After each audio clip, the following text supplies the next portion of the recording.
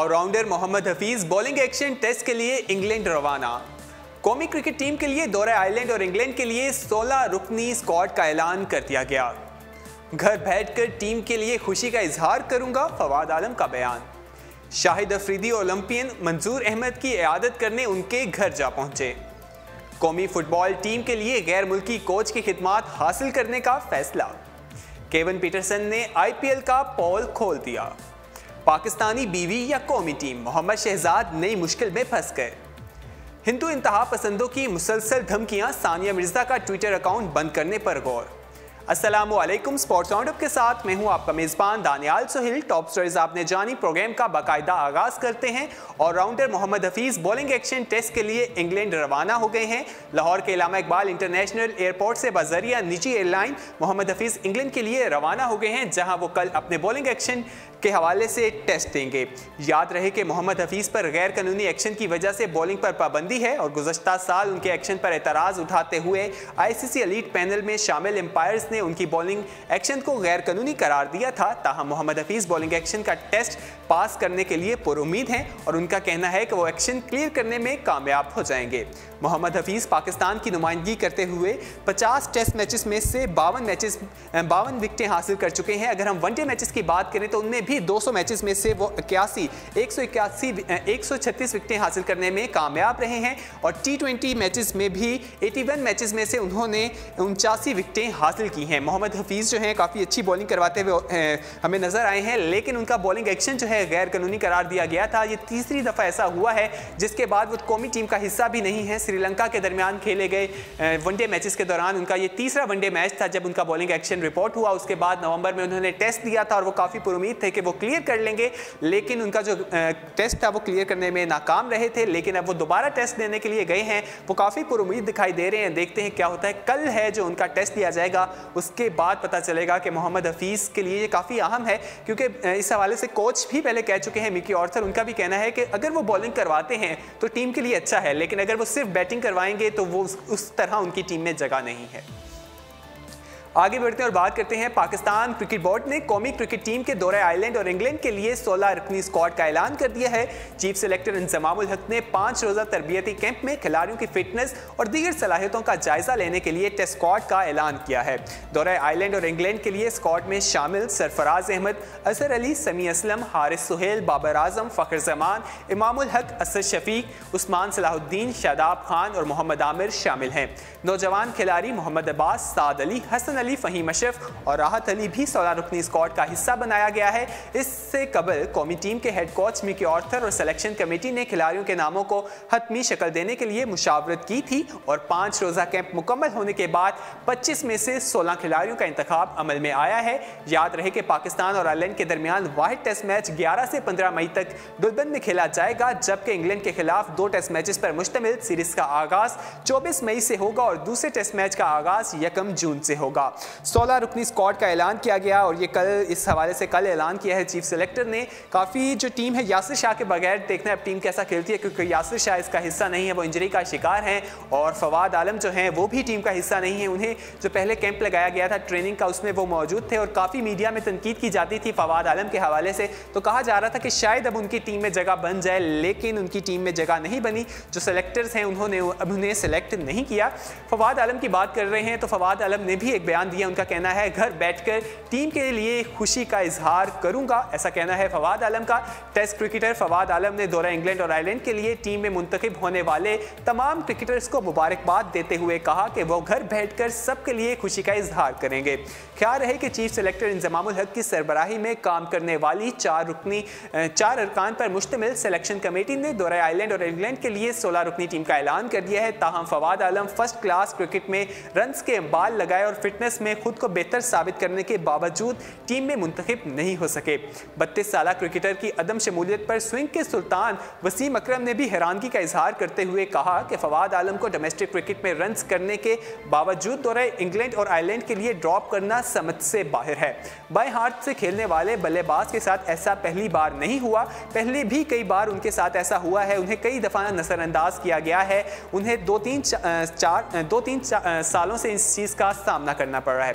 वाज़ेह रहे कि अपने 15 साल फर्स्ट क्लास करियर के दौरान 145 मैचेस में 55.37 की परसेंटेज से 27 सेंचुरियों के साथ 10,700 रन्स भी वो बना चुके हैं और काफ़ी ज़बरदस्त खेलते हुए हमें वो दिखाई देते हैं। डोमेस्टिक मैचेस में भी काफ़ी ज़बरदस्त खेल रहे हैं और उनकी फिटनेस भी काफ़ी ज़बरदस्त है, लेकिन उन्हें फिर भी टीम का हिस्सा नहीं बनाया गया। देखना है कि कब वो टीम में वापस आते हैं और चीफ सेलेक्टर जो है इंजमामुल हक वो उन्हें किस वजह से ड्रॉप करें। ये कुछ सवालात हैं, इनका जवाब हमें चाहिए। हम उम्मीद कर रहे थे कि शायद उन्हें बुलाया है कैंप में तो शायद उन्हें टीम में शामिल कर लिया जाए, लेकिन उन्हें अभी तक टीम में शामिल नहीं किया गया। आगे बढ़ते हैं और बात करते हैं शाहिद अफरीदी की। शाहिद अफरीदी ओलंपियन मंसूर अहमद की इयादत करने उनके घर जा पहुंचे। पाकिस्तान क्रिकेट टीम के साबिक कप्तान शाहिद अफरीदी ने कौमी हॉकी हीरो मंसूर अहमद की उनके घर जाकर इयादत की। शाहिद अफरीदी ने हॉकी के साबिक खिलाड़ी मंसूर अहमद की इयादत के मौके पर कहा कि खुशी है हमारे कौमी हीरो तेजी से सेहतयाब हो रहे हैं और मैं इनकी जल्द सेहतयाबी के लिए दुआगू हूँ। उनका कहना था कि कौमी हीरोज़ को सपोर्ट के लिए हर वक्त हाजिर हूँ और शाहिद अफरीदी फाउंडेशन कौमी हीरोज़ की मुकम्मल देखभाल करेगा। ऐसा कहना था शाहिद अफरीदी का जो उन्होंने उनकी इयादत की। उसके बाद उन्होंने कहा कि उनकी इयादत वो इस तरह के हीरोज़ मौजूद हैं हमें उनको सपोर्ट करना चाहिए। हॉकी ओलंपियन जो मंसूर अहमद है उन्होंने कहा कि शाहिद अफरीदी ने उनके घर जाकर जो उनका दिल है वो जीत लिया है। शाहिद अफरीदी काफ़ी समाजी जो काम है उसमें नज़र आते हैं। अब हॉकी के जो स्टार जो बीमार थे उनकी इयादत के लिए भी वो वहाँ पहुँचे हैं और उनकी इयादत की है।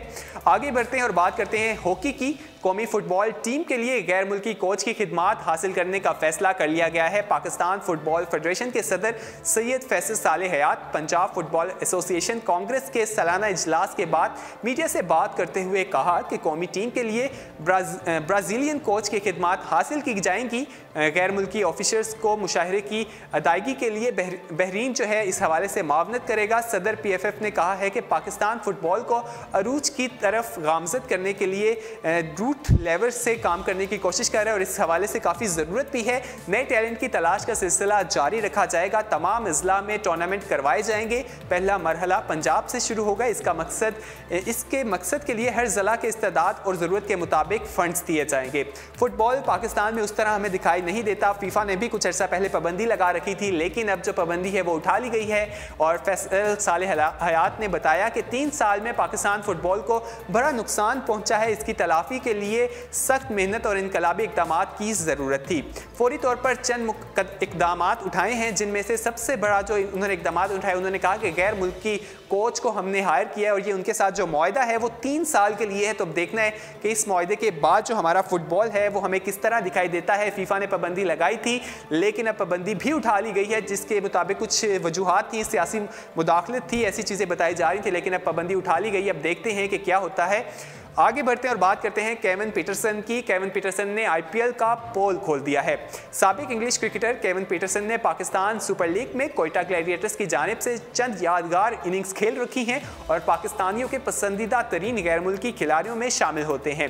पीटरसन हर किस्म की क्रिकेट से रिटायर होने के बाद इंडियन प्रीमियर लीग IPL में कमेंट्री के फ़राइज़ सर अंजाम दे रहे हैं, जहाँ उन्होंने खिलाड़ियों के करियर तबाह करने वाले एक ऐसे अमल की निशानदही की है जिस पर BCCI के साथ साथ PCB भी परेशान हो जाएगा।